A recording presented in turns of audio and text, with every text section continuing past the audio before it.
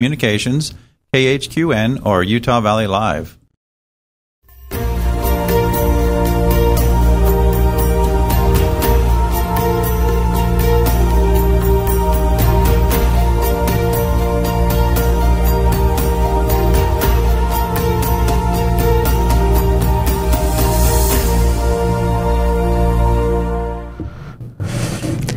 And welcome to It's Not Your Fault with host Steve Shenk. And I am co-hosting Kim Power-Stilson. We are here to talk about life and Steve's great book, It's Not Your Fault, which is coming out this fall. It's a book that has helped me and my family to just shift our paradigm, shift the way that we think about life and how to respond. You've watched these shows here with us before. You've seen Steve and you've seen some of the advice he can offer. And I hope you'll stay tuned with us today and join us. We've got a conference coming up, It's Not Your Fault Conference, where Steve will be teaching, and we'll get to join you in person to learn at your feet, so to speak. And I know you hate that, but I'm excited about it. My feet are kind of ugly, but there's an old saying that those that can't do teach, and there we go. Well, actually, that's not true, because Steve is a fabulous teacher. He's written this book. He spent 30 years in the food industry, and he is a very successful entrepreneur and philanthropist. And this book he has written is a culmination of these marvelous efforts. You've taken note, watched people, interacted with people, and you share this wonderful advice. And the book has to do with Michael, who is every man, and the guardian. And the guardian is there when Michael needs him to learn. And that's how Steve is for me. He'll say these nuggets of information that I think, aha, I need that in my life. So we hope you'll join us. Today we're going to be talking about a great subject that people may be very interested in, considering the economy. And so I'm excited to hear what you have to say today, Steve. Well, stress is one of the big killers. It's contributorial, get a quarter for that one, contributorial to all of the 5 major killers that we have. Stress is very, very difficult for people to deal with, and it enters in and affects the body in just phenomenal ways. So a lot of health problems are connected with it, a lot of psychological, emotional, a lot of depression. The greatest illness among American women is depression. It's just phenomenal. We have teenage suicides going absolutely nuts, and things that you wouldn't expect. People don't understand relationships. We have addictions to pornography. We have addictions to alcohol. We have addictions, to the end of a needle, the bottom of a bottle, and we have addictions to work. We have addictions to sex. We have addictions to everything you can imagine. In fact, some people have addictions to washing their hands. It just goes on and on and on, and all of it is stress related. Have you ever noticed that when you have a problem that you're really worried over and you're troubling over and you're praying about and you're doing whatever you need to do, that once you discover a solution or you have a plan, then all of a sudden an amazing thing happens? They say that once people have dealt with the unknown, the thing that we fear most in life, I think, Kim, is the unknown. What's going to happen when I confront this situation? And I think one of the best examples of this is death row. While people are still able to have the chance to go back and retry the case or appeal and appeal and appeal and appeal and appeal, while they still have that, their stress level is terrible. But once it's no longer a possibility, once it's done, the amazing thing from some of these studies is that people have a peace and a calmness and a lack of stress that most of us couldn't imagine. And we all experience that in greater or lesser degrees. Today, just briefly, I'd like to talk about a couple of things that might be helpful. Everybody knows about goals and setting goals, and they've heard about affirmations, and you get up, jump up and down, pick your ear, scratch your butt, and say your affirmation, and then you go to bed and do the same thing. But How does it all work? I'm going to tell you just really briefly how it all works. Now, this is a good program for those of us from Minnesota because it's really easy to understand. It has to be an any idiot program if I can handle it, and so here goes. If you want to accomplish something, what a lot of times we do is we stress over it. We try and figure out how to do this, how we can earn that extra $5,000 a month that we absolutely have to have because we're going under and it's costing more to live or we need to find a job, or we need to find a mate, a good companion that we can live with and enjoy for the rest of our lives. All of these issues that people trouble over constantly and stress over can be handled very simply. If you set a goal, set an objective, write it down. You write it down as if you already had obtained it. I am grateful for. Now here's the thing that most of your motivational operations and most of your goal setting things don't realize. Two guys. I don't know if you've ever heard of Plato. He was a long time ago. And I know you've heard of Emerson. He was a writer that a lot of times people quote. But they both said a very interesting thing. That for which you are grateful cannot be denied. Interesting. That for which you are grateful cannot be denied. So if you have an objective, like a 1980 Midnight Special Yamaha, okay, 1100 motorcycle, which is one of my goals that I had back a long time ago. If when you get up in the morning, you say, I am grateful for my 1980 Midnight Special 1100 cc motorcycle, and then you engage all of the five senses you possibly can. You picture yourself how it would feel riding it, gripping the handlebars, accelerating. You feel how the wind would feel on your face. You smell what that new motorcycle smells like. You see yourself on the bike. You see the bike. You see it in your garage or wherever you'd keep it. And once you've done that, once you've stated gratefully that you have it, that's your plan. You never ask yourself, can I afford it? How am I going to get it? What do I have to give up? Will I be able to do this with my past history? Is this going to be possible? You never ask those questions because here's the law. We'll talk about laws a lot. There's a law that's connected with creation. All things are created spiritually before they're created temporally. And so what that's saying is that when you have the thought, I'm grateful for that Yamaha motorcycle. Now, gals, I apologize. I'm a guy. What can I do? I'll give you some goals in just a second. But anyway, I'm grateful for that Yamaha motorcycle that's sitting in my garage. I don't ask how it's going to happen. If you take care of the why, the how will take care of itself. By the thought that I'm grateful for having that, you just created it spiritually.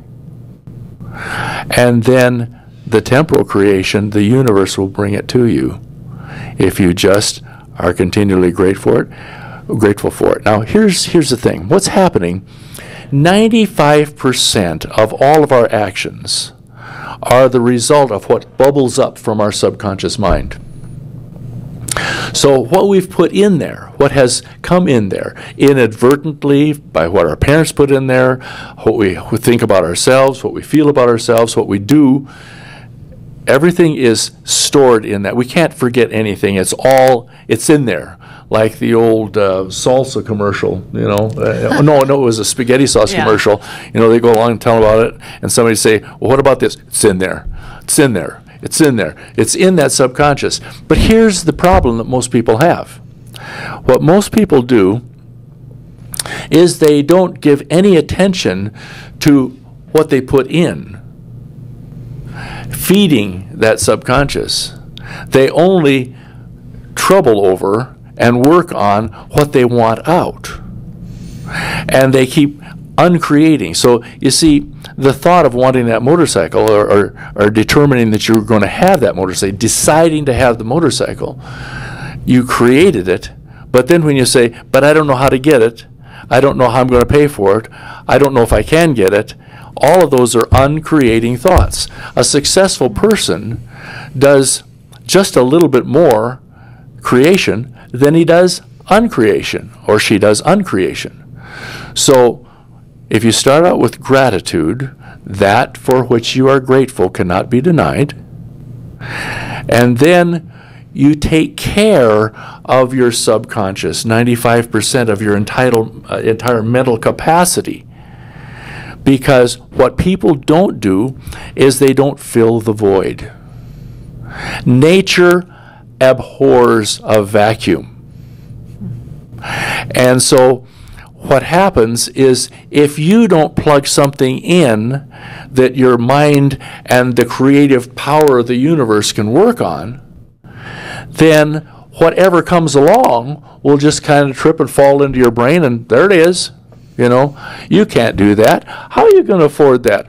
Why do you think that you could accomplish that? Do you think that a guy like that would ever look at you?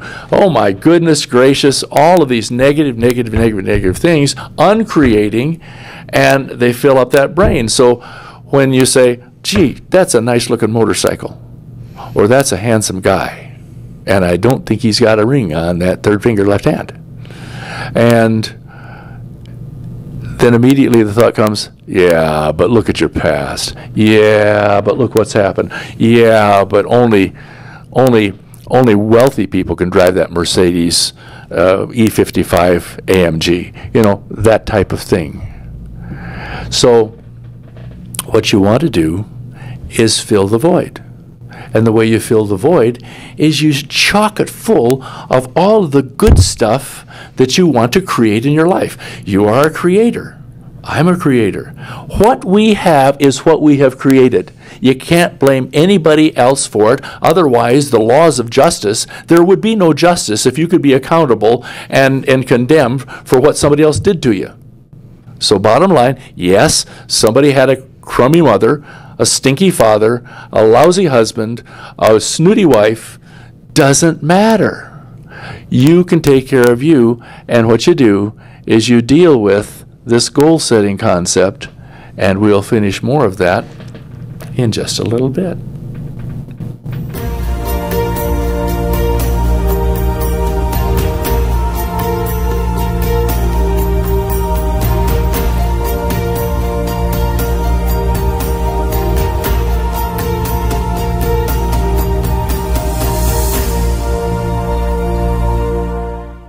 Folks, have you ever realized that freedom is spelled F-O-O-D? Food. After air and water, food is our greatest dependency. Taking control of that dependency ensures personal power, independence, and freedom. We can't control earthquakes, storms, martial law, dollar crash inflation, the global warming hoax, farm and garden restrictive legislation, job loss, crop failures, or the 2012 planet disruptions. However, if we have our own food, none of these can control us. Hunger can never be used to control you if you never are forced to stand in a bread line because you do not have your own bread. It seems the only freedom we still have control of is possession of food. If we don't control our own food, events are rapidly moving to use food to control us. Freedom truly is spelled F-O-O-D. Contact efoodsdirect.com or call 800-409-5633. That's efoodsdirect.com or 800-409-5633.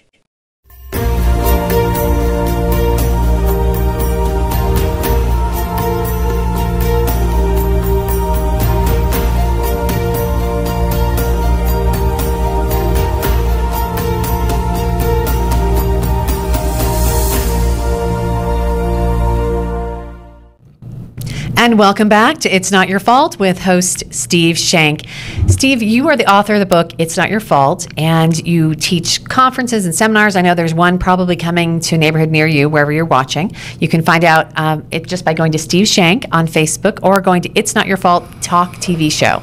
Now, Steve, before the break, it was powerful. We were talking about how our minds fill up and rob our goals of their positive impact by just by not having discipline and control. And I was fascinated to hear about that. So I'd love to hear more about what you're going to talk about. And then we also have a section called Ask the Guardian where readers ask questions. So at the end of that, I'd love to throw in those questions. So if you happen to submit a question, you might hear it here on the show. Might do.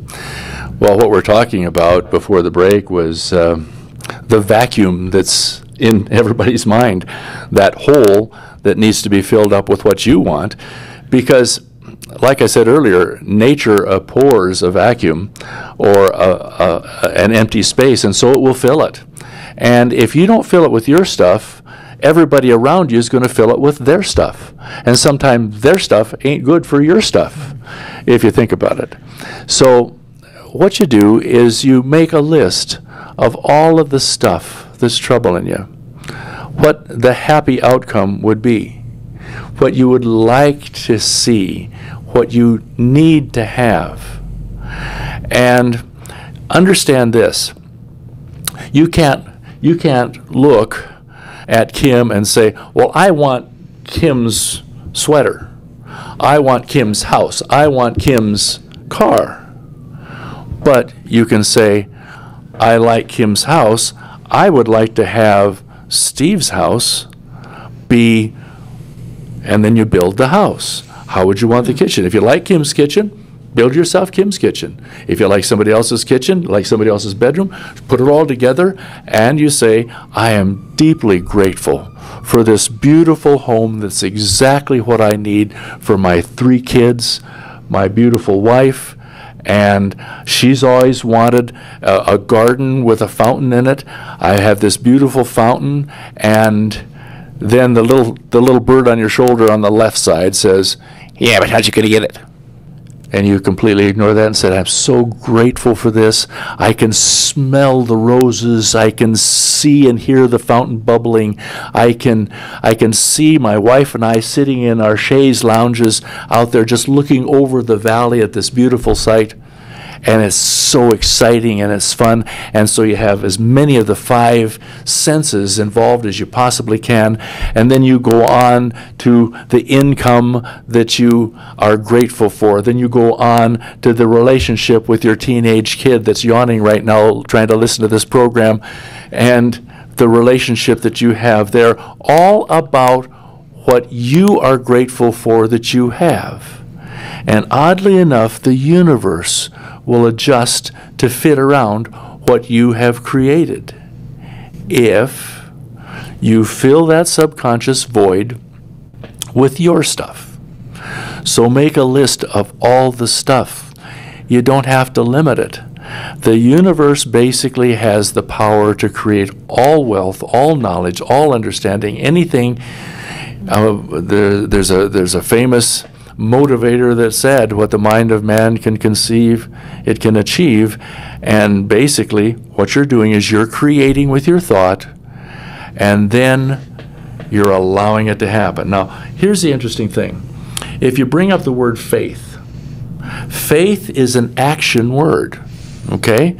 Now, by being grateful for what you have achieved, what you have possessed, and what you have brought to yourself, you have created, and by continuing to repeat the affirmations, you have accomplished it. But then there's something, you know, they say that if you pray for rain, you should carry an umbrella. You act as if you already had that. Now, don't go out and spend the $5,000 additional income before it's in your bank account, but act as if you had that. And if you do that, then what will happen is that all of a sudden the inspiration comes to achieve what you need to have done. But there's something called, as soon as you start to wonder why, how, when, where, not why, Why is fine. But how, when, where, can I, is it possible? You immediately stop and say, no, no, no, no. I am going to do something that I learned about through it's not your fault. I am going to perform a distraction. It's called the distraction of action. Okay? So what you do is you don't think of how you're going to achieve it, but there's something that needs to be done for each one of those objectives that you repeat every morning and every night before you go to bed.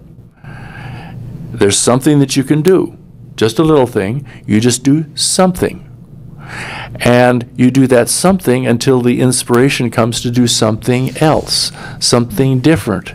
It's like when you have the idea, it's like you fire a rocket. Now you know the rocket's going to go over there, but you fire the rocket straight up in the air. What's that all about? Think about it. You fired the rocket by saying, I'm grateful for, and then the rocket starts to turn, and the guidance system, as you let it be fired and go, will actually zero in, and it'll eventually hit its target. It's like if you back the car out of the driveway, you're going to go from wherever you are to Chicago. If you're in Chicago, you got to go someplace else. But anyway, if you go from wherever you are to Chicago, you back the car out of the garage.